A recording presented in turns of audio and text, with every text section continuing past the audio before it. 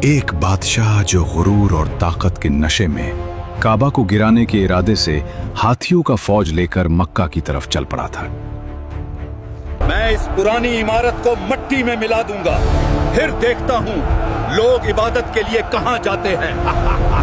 ये वाकया हुजूर सल्लल्लाहु अलैहि वसल्लम की विलादत से सिर्फ 55 दिन पहले का है।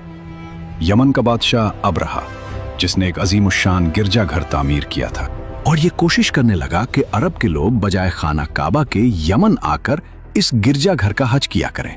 जब मक्का वालों को ये मालूम हुआ तो कबीला किनाना का एक शख्स गैज़ और गज़ब में जल भून कर यमन गया और वहां के गिरजाघर की सख्त तौहीन की, उसे नापाकी से आलूदा कर दिया। जब अब्रहा ने ये वाकया सुना तो वो तैश में आपे से बाहर हो गया। उस पुरानी इमारत का इतना एहतराम मेरे इस शानदार महल से ज्यादा, आज हम उस दीवार को मिटा देंगे जिस पर अरब नाज करते हैं। जाओ, लश्कर को तैयार करो।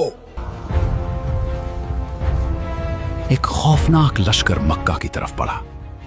हर कदम के साथ जमीन कांप रही थी और खाना काबा को ढाने के लिए हाथियों की फौज लेकर मक्का पर हमला कर दिया। बचाओ, हमें बचाओ, इस कहर से बचाओ।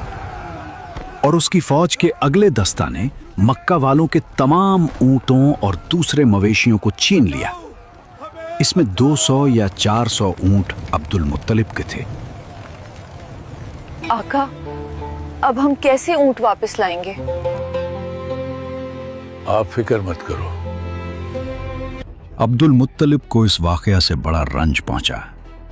हजरत अब्दुल मुत्तलिब ने फैसला किया कि वो खुद उस जालिम बादशाह से मुलाकात करेंगे। अब मुझे खुद वहां जाना होगा और अपने ऊंट वापस छुड़ाने होंगे। चनाचे आप इस मामले में गुफ्तगू करने के लिए उसके लश्कर में तशरीफ ले गए। जब अब्रहा को मालूम हुआ कि कुरैश का सरदार उससे मुलाकात करने के लिए आया है तो उसने आपको अपने खैमा में बुला लिया। उसे खैमे में बुलाओ। और जब अब्दुल मुत्तलिब को देखा कि एक बुलंद कामत, रौबदार और निहायत ही हसीन और जमील आदमी है, जिनकी पेशानी पर नूर नबुव्वत का जाहो जलाल चमक रहा है, तो सूरत देखते ही अब्रहा मरूब हो गया और बेइख्तियार तख्त शाही से उतरकर आपकी ताज़ीम व तकरीम के लिए खड़ा हो गया और अपने बराबर बिठाकर दरियाफ्त किया कि कैसे सरदार कुरैश, यहाँ आपकी तशरीफ आवरी का क्या मकसद है? अब्दुल मुत्तलिब ने जवाब दिया, मैं यहाँ आपसे जंग करने नहीं आया हूँ। हमारे ऊंट और बकरियां जो आपके लश्कर के सिपाही हाँक आए हैं, और आप उन सब मवेशियों को हमारे हवाले कर दीजिए।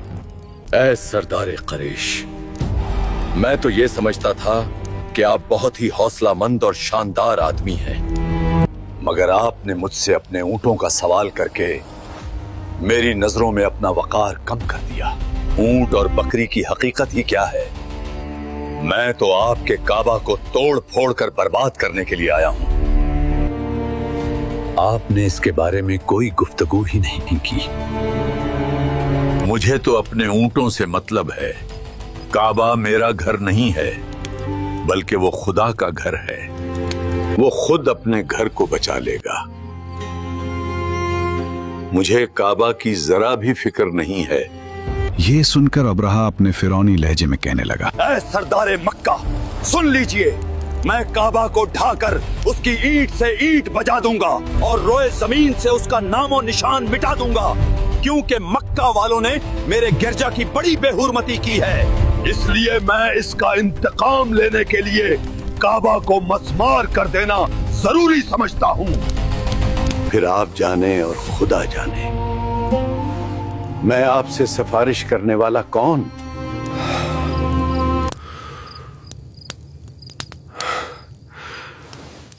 इस गुफ्तगू के बाद अब्रहा ने तमाम जानवरों को वापस कर देने का हुक्म दिया और अब्दुल मुत्तलिब तमाम ऊंटों और बकरियों को साथ लेकर अपने घर चले आए और मक्का वालों से फरमाया, मक्का वालों, अपने अपने माल मवेशी लो और फौरन शहर खाली कर दो।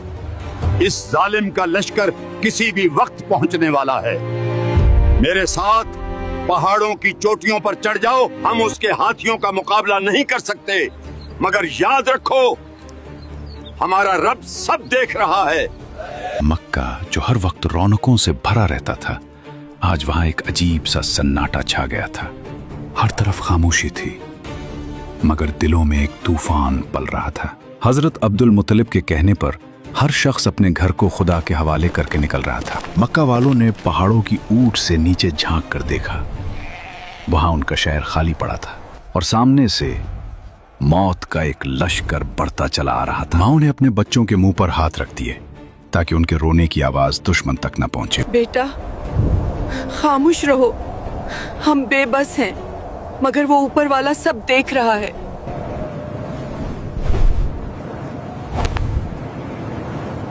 इंसान जा चुके थे, अब सिर्फ खुदा बाकी था।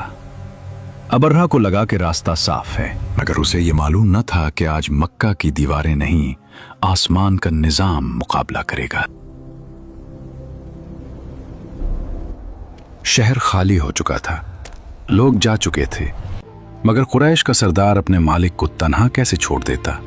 वो जा रहा था उस दर की तरफ जहां से कभी कोई खाली नहीं लूटा। अब्दुल मुत्तलिब फिर खुद अपने खानदान के चंद आदमियों को साथ लेकर खाना काबा में गए और दरवाजे का हल्का पकड़कर इंतहाई बेकरारी और गिरिए वजारी के साथ दरबार बारी में इस तरह दुआ मांगने लगे कि ऐ अल्लाह, बेशक हर शख्स अपने अपने घर की हिफाजत करता है, लिहाजा तू अभी अपने घर की हिफाजत फरमा। अब्दुल मुत्तलिब ने ये दुआ मांगी और अपने खानदान वालों को साथ लेकर पहाड़ की चोटी पर चढ़ गए और खुदा की कुदरत का जलवा देखने लगे। अबरहा जब सुबह को काबा ढाने के लिए अपने लश्कर जर्रार और हाथियों की कतार के साथ आगे बढ़ा। सुबह का सूरज अभी पूरी तरह निकला भी न था कि अबरहा का गुरूर जमीन पोस होने लगा। मकाम मुगम्मस पर पहुंचते ही वो हाथी जिस पर उसे नाज था, खुदा के हुक्म से मिट्टी पर बैठ गया। उठ महमूद, आगे बढ़। ये क्या बदकलामी है? इस जानवर को लोहे की सिलाखों से मारो। हर बार उसे मारा गया, हर बार ललकारा गया, मगर वो बेजबान जानवर अपने खालिक की हद पहचान गया था। जब उसे यमन की तरफ मोड़ा जाता तो वो दौड़ने लगता, मगर जैसे ही रुख मक्का की तरफ होता वो फिर बैठ जाता और फिर आसमान का रंग बदलने लगा। समंदर की जानिब से नन्हे नन्हे परिंदों के झंड नमूदार हुए। उनकी चोंचों और पंजों में तीन तीन नन्ही कंकरियां थीं, जो देखने में मामूली थीं, मगर उन पर कहरे इलाही की मोहर लगी थी। समंदर की जानिब से हरम काबा की तरफ आने लगे। अबाबीलों के इन दिल बादल लश्करों ने अबरहा की फौजों पर इस जोर शोर से संगबारी शुरू कर दी कि आन की आन में अबरहा के लश्कर और उसके हाथियों के पर खच्चे उड़ गए। अबाबीलों की संगबाजी खुदावंद क़हार और जब्बार के कहर और गजब की ऐसी मार थी कि जब कोई कंकरी किसी फील सवार के सर पर पड़ती थी तो वो उस आदमी के बदन को छींटती हुई हाथी के बदन से पार हो जाती थी। ये क्या हो रहा है? मेरे हाथ पिघल रहे हैं, भागो, खुदा का अज़ाब आ गया। अबरहा की फौज का एक आदमी भी जिंदा नहीं बचा और सबके सब अबरहा और उसके हाथियों समेत इस तरह हलाक और बर्बाद हो गए कि उनके जिस्मों की बोटियां टुकड़े टुकड़े होकर जमीन पर बिखर गईं। चुनांचे कुरान मजीद में अल्लाह ताला ने इस वाकया का जिक्र करते हुए फरमाया कि अलम तरा कैफ फ़अल रब्बुक बिअस्हाबिल फ़ील अलम यजअल कैदहुम फ़ी तदलील व अरसल अलैहिम तैरन अबाबील तरमीहिम बिहिजारतिन मिन सिज्जील फजअलहुम कअस्फिन मअकूल। यानी, ए महबूब, क्या तुमने नहीं देखा कि तुम्हारे रब ने हाथी वालों के साथ क्या किया? क्या उसने उनकी चाल को नाकाम नहीं बना दिया और उन पर झंड के झंड परिंदे भेजे जो उन पर पक्की हुई मिट्टी के कंकर फेंक रहे थे? बस अल्लाह ने उन्हें चबाए हुए भूसे की तरह कर दिया। जुल्म का सूरज डूब चुका था और तकब्बुर मिट्टी में मिल गया था। वो घर जिसे दुनिया तन्हा समझ रही थी, आज उसके मालिक ने उसे कयामत तक के लिए सरबुलंद कर दिया था। अब वक्त था पहाड़ों से नीचे उतरने का, खुदा की कुदरत का निशान अपनी आंखों से देखने का। सरदार कुरैश जब नीचे तशरीफ लाए तो उनकी आंखों में आंसू थे और दिल में शुक्र का एक समंदर मोजजिन था। उन्होंने काबा की दीवारों को चूमा और अपने रब के हुजूर सजदा रेज़ हो गए। ये करामत हजरत अब्दुल मुत्तलिब को सिर्फ कुरैश का सरदार ही नहीं बल्कि पूरे अरब का मुस्तजाबुद दावात, जिनकी दुआ कबूल होती हो, बुजुर्ग बना गई। लोग दूर दूर से उनके दीदार के लिए आने लगे। हर शख्स जान गया था कि ये वो अजीम हस्ती है जिस पर आसमान की खास नजर करम है। अब्राह का लश्कर मिट्टी में मिल चुका था। अरब के रेगिस्तान में अब एक अजीब सी खामोशी छा गई थी, मगर यह खामोशी किसी तूफान की नहीं थी, बल्कि उस सहर के इंतजार की थी जो कयामत तक के लिए इंसानियत की तकदीर बदलने वाली थी। इस नूर की अमानत हजरत अब्दुल्ला रजी अल्लाह अन्हु के पास थी। वो अब्दुल्ला जो कुरैश के सबसे लाडले और हसीन नौजवान थे। चूंकि उनकी पेशानी में नूर मोहम्मदी अपनी पूरी शान और शौकत के साथ जलवागर था।